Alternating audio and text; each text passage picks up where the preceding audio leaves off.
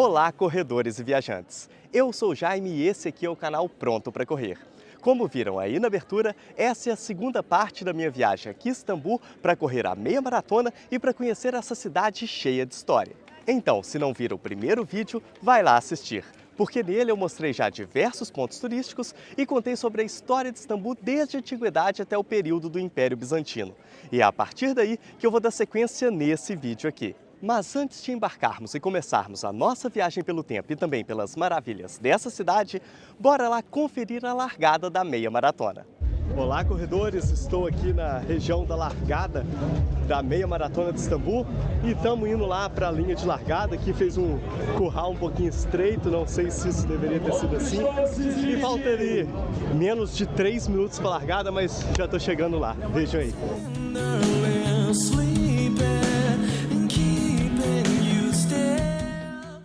E vai ser dada a largada da meia maratona de Istambul.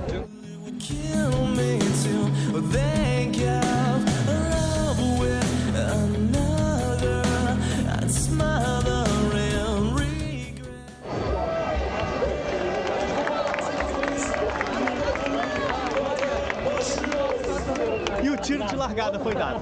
Bora lá. Please let me know.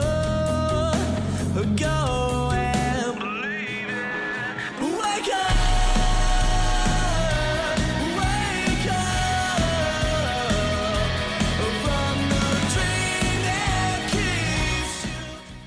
Agora sim, bora lá!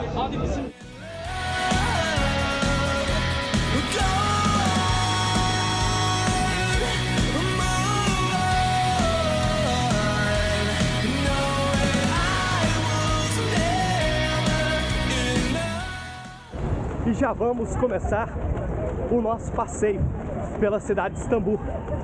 E o primeiro ponto que eu quero mostrar nesse vídeo para vocês é o Palácio Topkapı. Confere aí.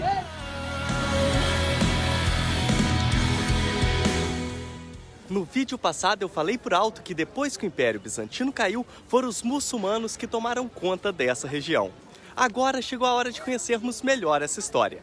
E eu vou contar ela a partir do Palácio Topkapı. E já já vocês vão entender o porquê. Aproveitar que estou aqui do lado de fora, que é mais tranquilo, para contar essa história. Vamos lá! O Império Bizantino, depois de séculos de crescimento, começou a entrar em decadência. E ao mesmo tempo que as guerras civis dentro do próprio império iam minando suas forças, outro império estava em pleno crescimento. Estou falando do Império Otomano, que também pode ser chamado de Império Turco ou Império Turco-Otomano. É tudo a mesma coisa. O povo turco ou povo otomano, como quiserem, não era originalmente dessa região aqui da atual Turquia, mas sim do norte da Ásia, na região da Mongólia. Só que eles migraram de lá para essa região aqui, fugindo exatamente do Império Mongol. Só que a etnia turca era totalmente fragmentada, não tinha um líder que unia todos os povos. O único fator que unia todos eles era a religião islâmica. Mas para o Império nascer, o povo tinha que estar unido. E o líder que uniu a etnia turca e fez nascer o Império Otomano foi Osman I, que era um sultão, ou seja, ele era tanto um líder político como também um líder religioso. E ele conseguiu ir expandindo seus territórios em batalhas e também fazendo alianças com outros sultões. E como curiosidade, a palavra otomano nada mais é do que a tradução em árabe do nome Osman. Porém, mesmo Osman tendo unificado a etnia turca e expandido bastante o seu território, ele morreu antes de ver o Império Otomano em toda a sua plenitude. Pouco mais de um século depois da sua morte, o Império Otomano já tinha conquistado a região dos Balcãs e cercado Constantinopla. Só faltava conquistar a cidade para acabar de vez com os bizantinos. Só que era muito complicado entrar aqui em Constantinopla. Isso porque a cidade era toda muralhada. Até por isso os bizantinos conseguiram se proteger por muito tempo, mesmo com toda a região aqui em volta já sob domínio otomano. Só que chega o ano de 1453 e sob o comando de Mehmed II, depois de uma batalha muito sangrenta, os otomanos conseguem passar pelos muros da cidade e conquistar Constantinopla, assim colocando um fim no Império Bizantino e não só. A entrada dos otomanos em Constantinopla foi um evento importante que também marcou o fim da Idade Média e o início da Era Moderna. Então agora você que está aí assistindo esse vídeo nunca mais vai esquecer quando tivemos essas mudanças de eras. Só lembrar que quando caiu o Império Romano do Ocidente, tivemos o fim da Antiguidade e o início da Idade Média. E já agora, quando caiu a outra parte do Império, ou seja, o Império Romano do Oriente, que também chamamos de Império Bizantino, temos o fim da Idade Média. Pronto, depois dessa aula de história bem rápida, onde contei sobre o nascimento e a consolidação do Império Otomano e a conquista de Constantinopla, deixa eu falar do Palácio Topkapı.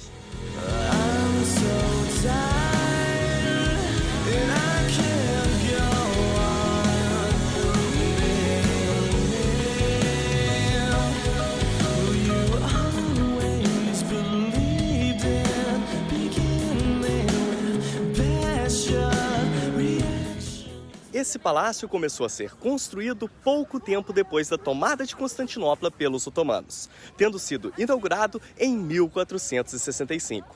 E essa foi a residência oficial dos sultões otomanos durante cerca de 4 séculos, até 1853. E como aqui foi a sede do Império Otomano, não preciso nem dizer que é uma visita quase que obrigatória para quem visita Istambul, mesmo o preço sendo um pouquinho salgado. Vamos lá que eu vou mostrar algumas imagens aqui do palácio para vocês que eu puder filmar, porque aqui não é permitido filmar muita coisa.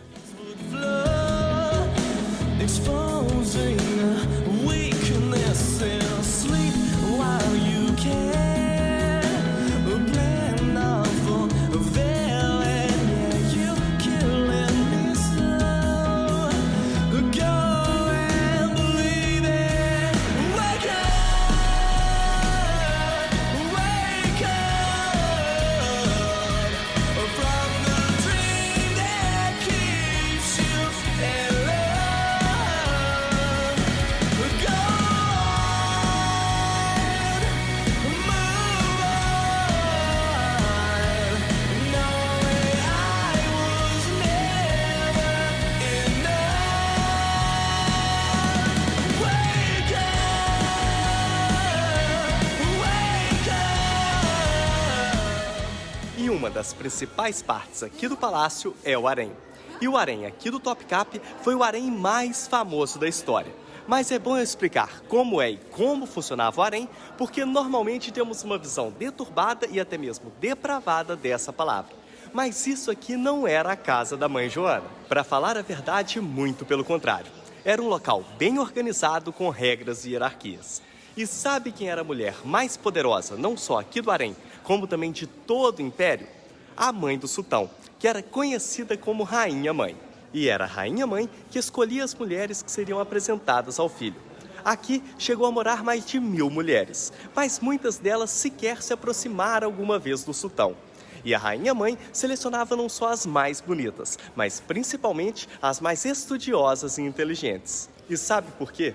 Porque caso uma delas realmente viesse a ser uma das esposas do sultão e ter um filho, e caso esse filho fosse coroado como o próximo sultão, essa esposa passaria a ser a próxima Rainha-Mãe. Daí entendermos o papel e o poder nas mãos da Rainha-Mãe.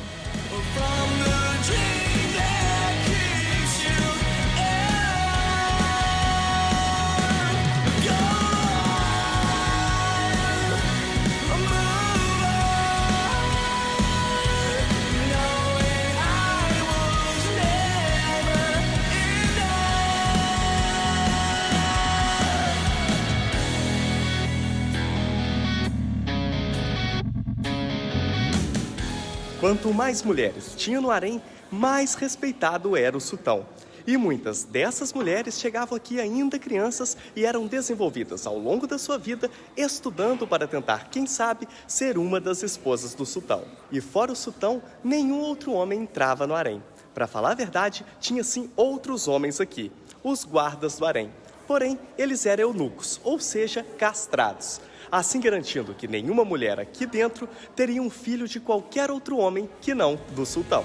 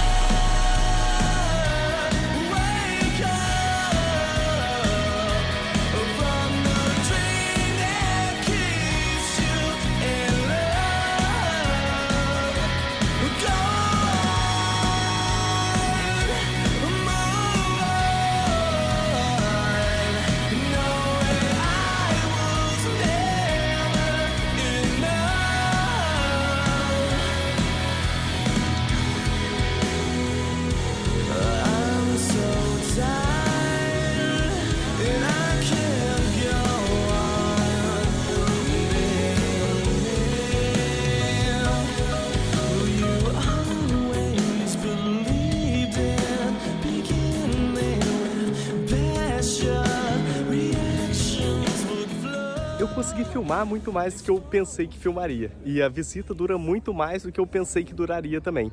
Então, caso você esteja vindo para Istambul e planeje passear aqui no Palácio, reserve aí pelo menos a tarde toda ou a manhã toda, porque isso aqui é muito grande e merece ser visitado ao pormenor. Até porque o ingresso é bastante caro e você tem que aproveitar o preço que pagou por ele.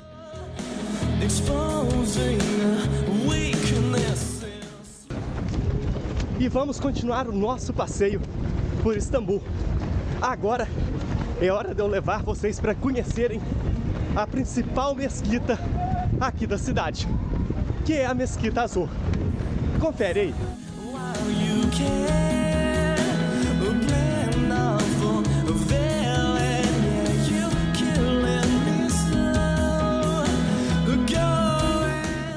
Depois da conquista otomana de Constantinopla, a Santa Sofia deixou de ser uma catedral católica ortodoxa e passou a ser uma mesquita.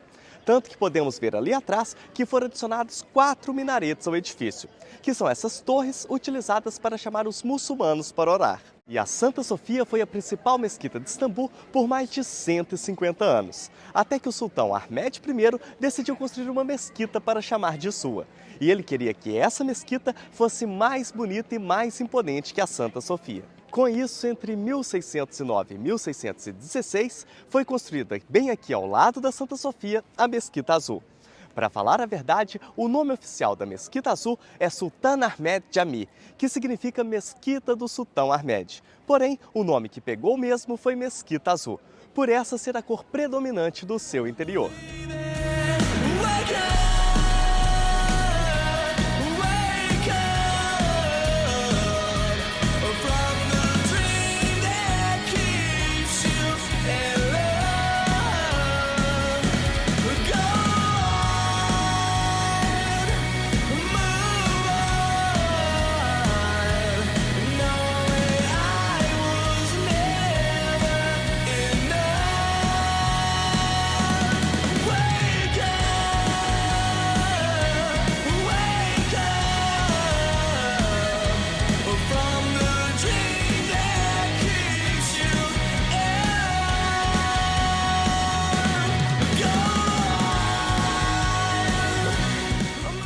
Olha, se ficou mais bonita e mais imponente que a Santa Sofia, isso é uma questão de gosto pessoal e cada um tira suas próprias conclusões. Até porque a beleza também pode estar além daquilo que os olhos veem, mas que essa mesquita é um espetáculo, isso é.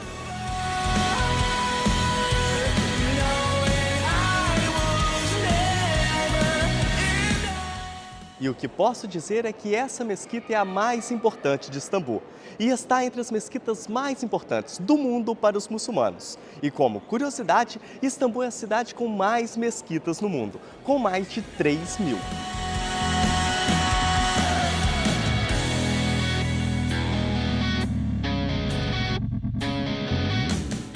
E outra curiosidade muito interessante é o fato dessa mesquita ter 6 minaretes. E isso nunca ficou muito bem esclarecido do porquê.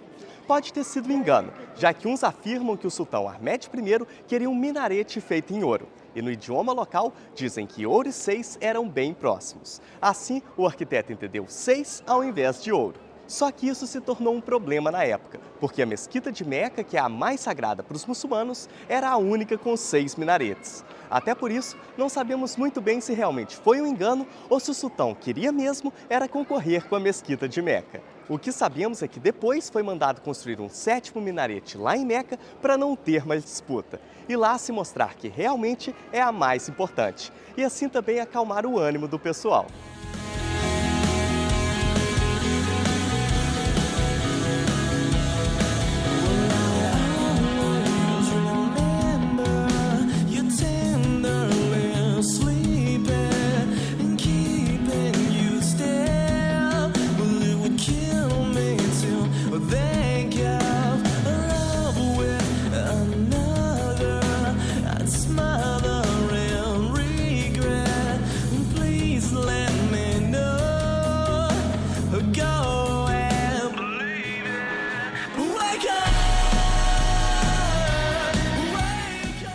E para aqueles que gostam de fazer uma comprinha, eu tenho que mostrar para vocês o Gran Bazar, que é um dos mercados aí mais famosos do mundo.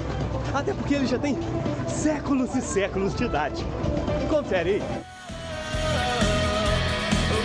Estamos agora num dos pontos mais visitados pelos turistas aqui em Istambul, o Gran Bazar. Esse que é um dos maiores e também dos mais antigos mercados do mundo.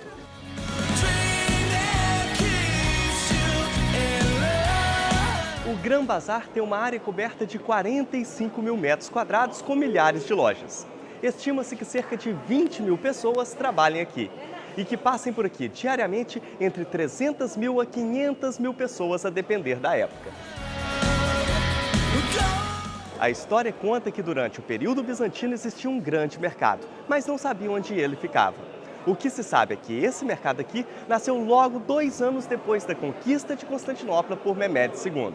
A ideia dele era impulsionar o mercado da cidade e também, claro, recolher impostos. Parte dos impostos recolhidos aqui foram usados na transformação da Santa Sofia numa mesquita e também para a sua manutenção. Acredita-se que no fim do reinado de Mehmed II, em 1481, o Gran Bazar já tinha 1/3 da área atual, ou seja, já era enorme.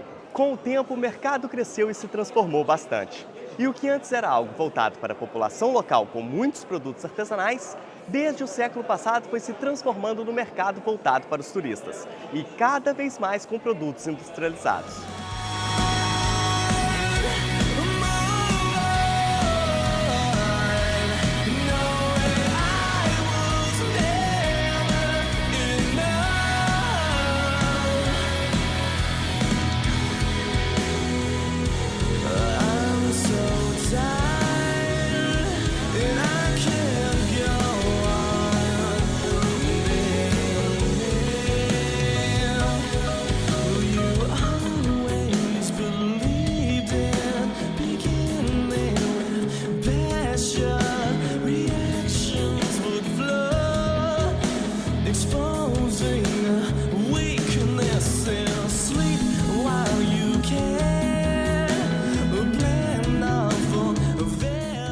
Andando por aqui, a gente percebe que quase nada tem preço colocado, não temos etiquetas. Isso por quê?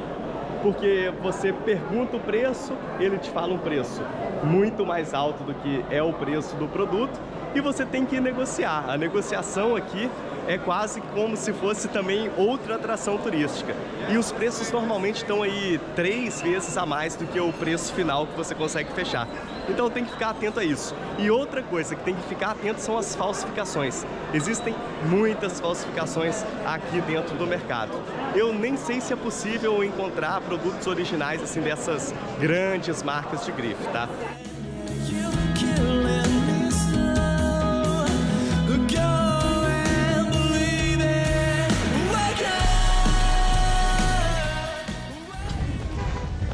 E continuando nessa pegada de bazar, aqui ao lado, tô passando, tá ali, o Bazar das Especiarias, que é outro bazar muito famoso aqui em Istambul. Confere aí sobre ele.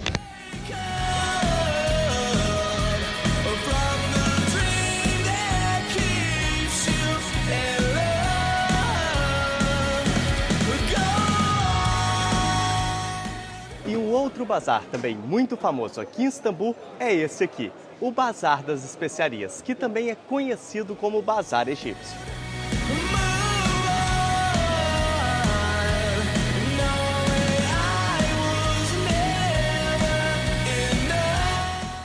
Ele foi inaugurado em 1663 e os registros históricos dizem que o nome original desse mercado era Novo Bazar, já que ele tinha sido criado depois do Gran Bazar.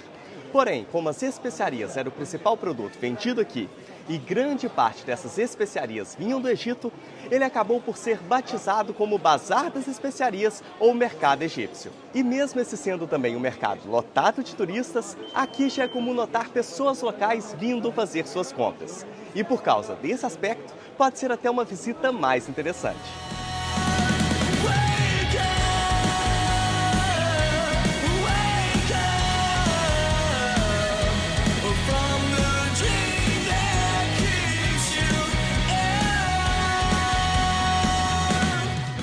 Eu saí lá do mercado e vim aqui para fora, que assim é mais fácil da gente conversar. E depois de visitar esses dois bazares, eu tenho que chamar a atenção para um fato. No vídeo anterior eu disse que a geografia determina a história de um lugar. Seguindo essa ideia, temos que pensar que em certa época, Istambul era o fim da antiga Rota da Seda e também o centro de distribuição para toda a Europa. Desde o século XIII já existia comercialização de especiarias em Veneza. E nos 2 séculos seguintes, esse comércio de especiarias cresceu bastante em toda a Europa. As especiarias saíam da Índia do Sudeste Asiático e iam até o Egito. E do Egito chegavam até aqui pelo Mar Mediterrâneo. Com isso, conseguimos ver como essa região aqui era importante. Sabemos muito bem que esse comércio de especiarias era tão importante que ele impulsionou as grandes navegações. E como resultado disso, fez nascer o próximo grande império do mundo, o primeiro global, que foi o Império Colonial Português. Apesar de Portugal nunca ter se autodenominado como império. Mas isso não é assunto para hoje. Só trouxe isso aqui para conseguirmos ligar os pontos e entender os contextos históricos de uma forma mais ampla. Eu comecei esse vídeo apresentando um palácio e vamos terminar apresentando outro palácio. Falta aqui cerca de 2 quilômetros para o fim da prova e agora eu vou mostrar para vocês o Palácio de Dolmabahçe. Confere aí.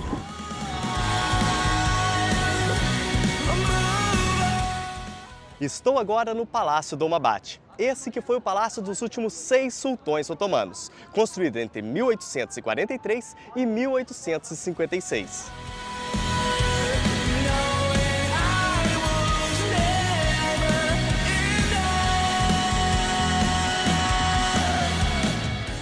Para se ter uma ideia, estima-se que o custo dele foi de 5 milhões de libras de ouro otomanas, que equivalem a 35 toneladas de ouro, sendo que 14 toneladas foram usadas só na decoração dos tetos do palácio. Absurdo, né? Infelizmente não é permitido filmar nem fotografar em nenhuma parte interna do palácio. Então, isso eu vou ficar devendo para vocês, mas só olhando aqui do lado de fora dá para ver a imponência desse palácio. Ah, e se eu achar fotos oficiais do interior dele na internet, eu coloco aqui para vocês verem.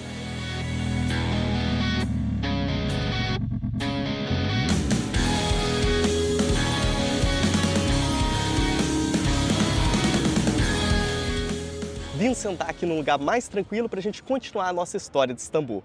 E já que eu disse que foram os últimos 6 sultões que moraram aqui, deixa eu contar como foi o fim do Império Otomano. Em meados do século XVIII, o Império Otomano começou a perder territórios. E no século XIX, entrou em guerra contra o Império Russo, que ficava cada vez mais forte e queria conquistar territórios otomanos. Só que não era só as guerras contra os russos. O Império Otomano também começou a ruir por dentro. E isso foi acontecendo principalmente porque, como o Império Otomano dominava diferentes etnias e num período que cresceu bastante o sentimento nacionalista turco em meio às batalhas contra os russos, vários grupos étnicos começaram a reivindicar mais direitos e até mesmo a sua independência. Avançando no tempo, chegamos no início do século XX e o Império Otomano se junta à Tríplice Aliança na Primeira Guerra Mundial. Fez isso tanto como consequência lógica da sua guerra contra o Império Russo, como também da esperança de recuperar seu território perdido. E fora as batalhas no contexto da Primeira Guerra Mundial, também teve que enfrentar a revolta árabe dentro dos seus próprios territórios na região do Oriente Médio. E fora isso tudo, ainda cometeu atrocidades enormes com etnias que estavam sob domínio do seu império, como é o caso do genocídio armênio, que estima ter matado de forma sistemática mais de 1 milhão de armênios. Tanto que esse evento triste da história é conhecido também como Holocausto Armênio, sendo o segundo caso de genocídio mais estudado, ficando atrás só mesmo do Holocausto promovido pelos nazistas. Com o fim e a derrota na Primeira Guerra Mundial, foi questão de tempo até o Império Otomano desmoronar. Os aliados, que foram os vencedores da guerra, dividiram o restante do território do Império entre si. Só que muitos oficiais e soldados nacionalistas não aceitaram a derrota e muito menos a ocupação, principalmente de britânicos e franceses. E esses nacionalistas, sob o comando de Mustafa Atatürk, conseguem apoio dos bolcheviques que enviam armamento em troca da região do Cáucaso.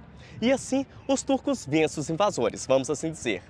E em 1923 é proclamada a República da Turquia, com Mustafa Atatürk sendo o primeiro presidente. E só para fechar o gancho aqui, além dos 6 últimos sultões terem morado nesse palácio, o primeiro presidente turco também utilizou ele como sua residência oficial.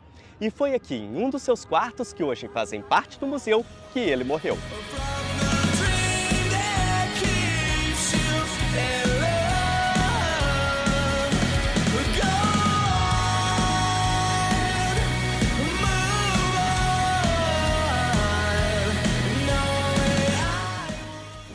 E esses aqui são os metros finais da meia maratona de Istambul 2023. Confere aí e bora pra linha de chegada.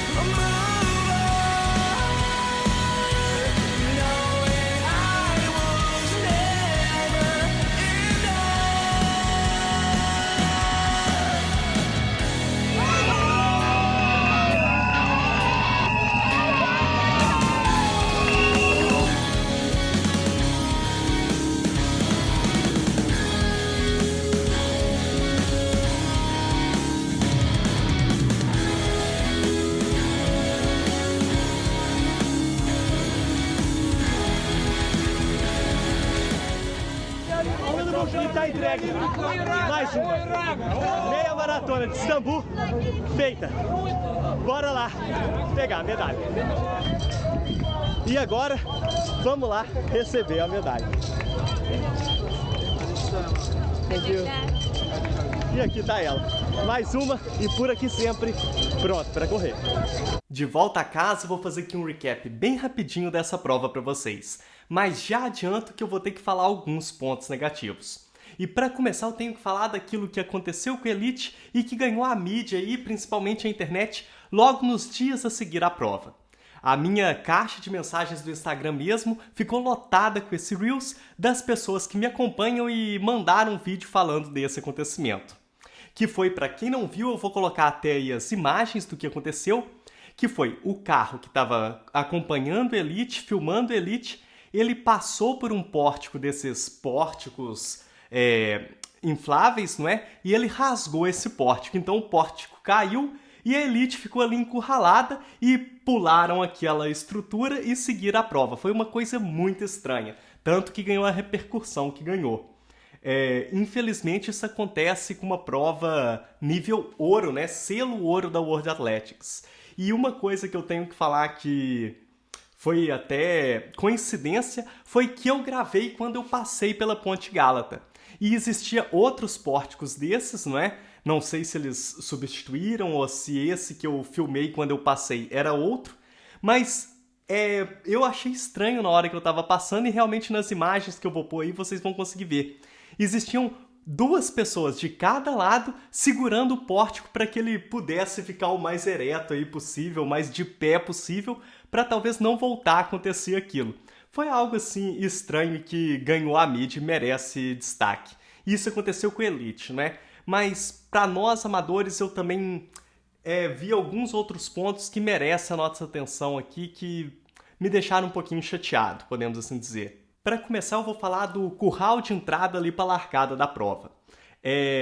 A gente era dividido em letras de acordo com a expectativa que a gente tinha de completar a prova, de tempo de completar a prova. Então, o que sugeria que teríamos ali uma divisão por ondas de largada. Não ondas de cada hora largar um, mas pelo menos tivesse uma divisão física entre aqueles que estavam com o A, B, C, que seriam os mais rápidos largar na frente. E realmente tinha essas entradas.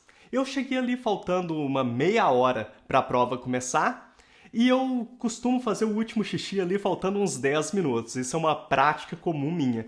Já estou acostumado a fazer isso. Porém, na hora que eu ia ir para minha baia, que era a B, eu perguntei se tinha banheiro lá dentro, porque eu não vi, e me falaram que não. E realmente depois eu vi que não tinha mesmo. Eu tive que voltar para fazer xixi, voltei, fiz o xixi, passei no pórtico da letra B e depois eles afunilaram a gente num curral. Todos os pórticos ali, todas as baias de entrada por letras, depois elas davam no mesmo corredor, o que significa que se você entrasse na A, na B, na C, na E, na F, depois você ia para o mesmo corredor, já não tinha mais essa divisão. E passamos no corredor e chegamos na avenida realmente da largada, já não tinha divisão, estava todo mundo junto, então dividir por letra não fez diferença alguma. Depois desse problema, na hora da largada a gente tinha uma avenida bem larga, e o pórtico de largada era um pórtico estreito. Então a gente largava e levava muito tempo para a gente realmente começar a prova. Deu tiro de largada e levou muito tempo para a gente começar a prova, porque depois a gente foi afunilando e levava muito tempo para a gente conseguir. Muita gente ali distribuído na avenida passar por um funil para passar pelo pórtico de largada. E não só esse pórtico de largada.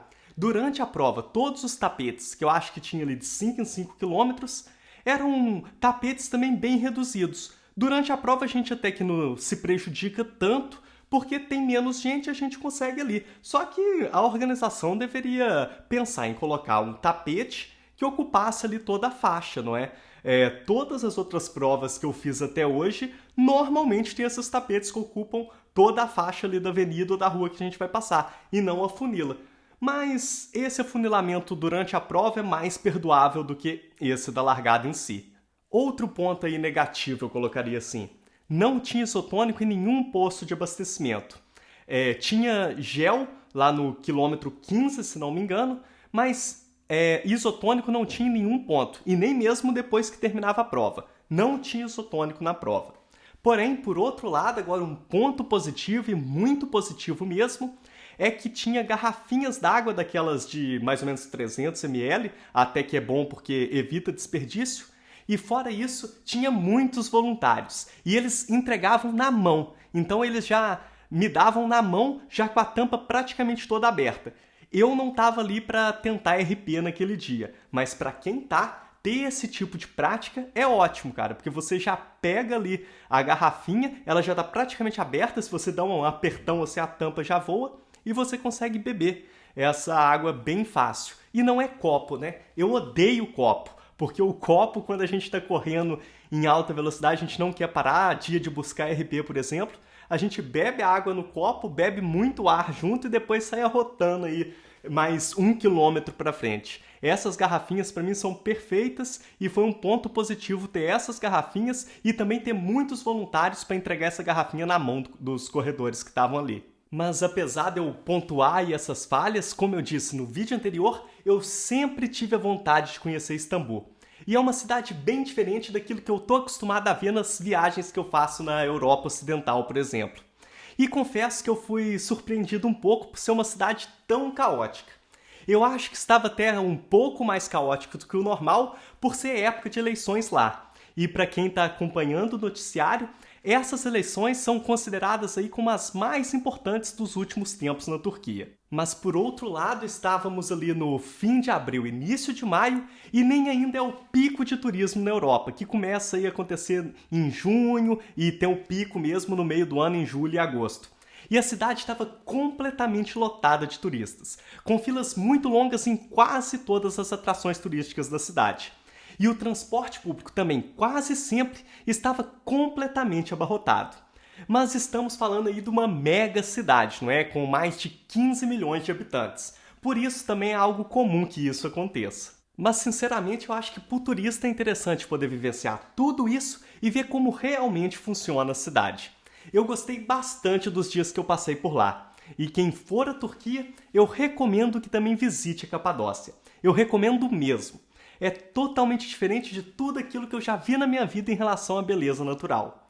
Eu não fiz um vídeo de lá porque eu não corri uma prova lá, e esse é o foco aqui do canal, apesar de ter feito sim um treininho por lá e mostrado nos stories para quem acompanha o Pronto para Correr no Instagram.